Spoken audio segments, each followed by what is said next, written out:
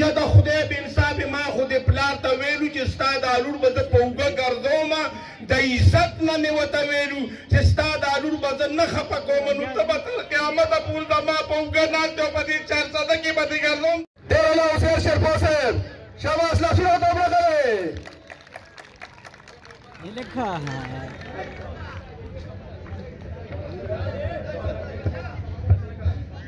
ویم یا ښځې بس دې کوده شه که نه یا د خدای بې انصافې په شرمونو دې په دې چارسده کې وشرمولم ته به زما د ډیوټي نه کله کوزېږي. ما ته پلار مې ویلي دي که نه چې مه کوزېږه د ده نه دا ستا خاوند دی. نو په خاوند خو دې لوبې وکړي یا د خدای بې انصافې ما خو دې پلار ته ویلو چې ستا دا لور به زه په اوږه ګرځوم د عزت نه مې ورته ویلو چې ستا دا لور به زه نه خفه کوم نو ته به تر قیامته پورې زما په اوږه ناست یې او په دې چارسده کې به دې ګرځوم دا پښتانه به څه وایي. خپل کار به کوي پښتانه به خپل کار به کوي نو تا به ګرځوم په کینخاب کې اور پورې شه ستا خو نن دویشتمه ورځ ده او کینخاب نه کوزې نو دا ناوې به داسې چې خاوند ته به نیغه مولا په اوږه ناستی. دا ته ولې پته نه لګي چې ته زما خاوند دی. نو زه ستا خاوند یم خدایه بیخ د هغې خلکو وباسي چې دویم واده کوي دویمه ښځه مې څو کړه چې لیونې سپېلنې کوم وشرمولم. هله چې وشرمېدې ډېر ښه داسې چلو که چې ته کوده شه بس ته ملا دې راله ماته کړه کوده شه. ولې لاړه کوزېږم نه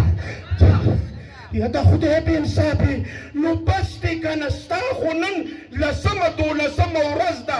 بس دی میک اپ دی په اوږه زما د پاسه یې ډوډۍ زما د پاسه په اوږه خورې نو ته به کله کوزېږي. خامخا روټۍ به راکې چای به راکې او په دې اوږه باندې به یې خورم. نو بس دی ګوره داسې چل دی ګیر چاپېره ګوره هی مېلمانه راغلي دي ډي سي صاحب ناست دی نو هغه به څه وایي چې دا څه لوبه ده. ډي سي به خپل کار کوي او تاسو خپل کار کوئ دې به در چا کار سي. وایم داسې چل دی یا د ترس بیا څنګه راغلې.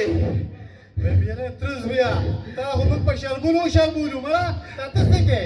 یا د ترس بیا وایم په خدای باور وکړه که زه خبر وي که زه خبر وم ما به دویم واده نه کوو زه یې لیونې سپېلنې کړم خو څوک هم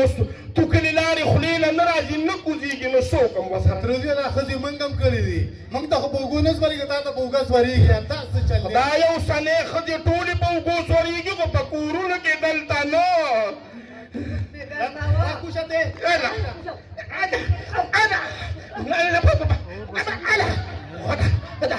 بیخي وباسې لکه خدای دې کباک د قبر دا دارو به درته پانسي کوم پرېږدم یې نه. وایم ترس بیا د قبر کاڼي دي د قبر کاڼي دي نه کوزېږي لیونې سپې ته ورته وګوره د میرګاډي عمره سرې دی او کوزېږي. خدای دې تباه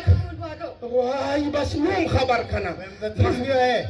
پوره 11,000 نیم دې جوړې کړې. الله بس څه به وې وایم یا پروردګار علمه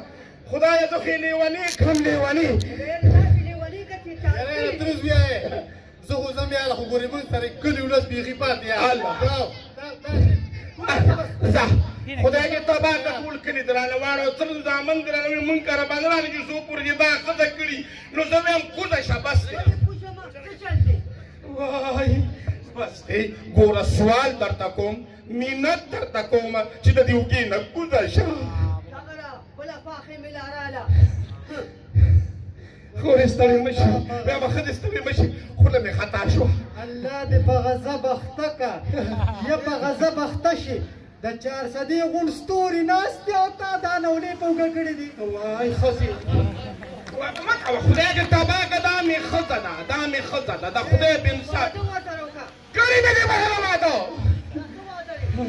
یې سړیه زه نه یو تپوس کوم تا ته چا زار کړو چې الله دې په غضب واړوه. یا ښځې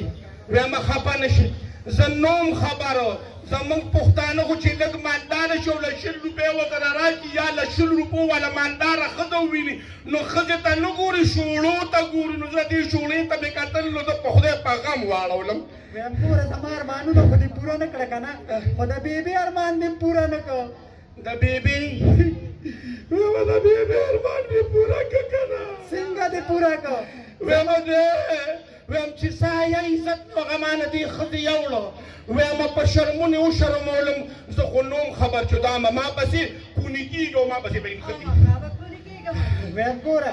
زما د خواښې د ارمان و که نه چې ته په پولیس کې برتي شي او په دې خاوره ځان قربان کې ځان د قربان کو خو بې ځایه ویمه ځان مې په قربان کو خو د قبر په کربوړي مې ځان قربان کو ویم یا سړیه دا راته ووایه که نه چې دې ناخونکار کې تاسې یې کړي سو دې کې ما بنګلې دا یا دا بچې کړې وي موټر یې مې صحیح کړی ما خو وی چې څنګه یې پلار ښایسته یې داسې په دې زه څه خبر وم چې دا څه مې داسې کړی چې دې نه مشوڼې جوړه کړې ده ویم یا سړیه دې نه ډېران شاپر جوړ کړی دې سره بس څه کې زه ویمه ښځې بس دعا کوه چې یا ربه په دې زما په دې کور کې وبا راولي او په دې ښځې راولي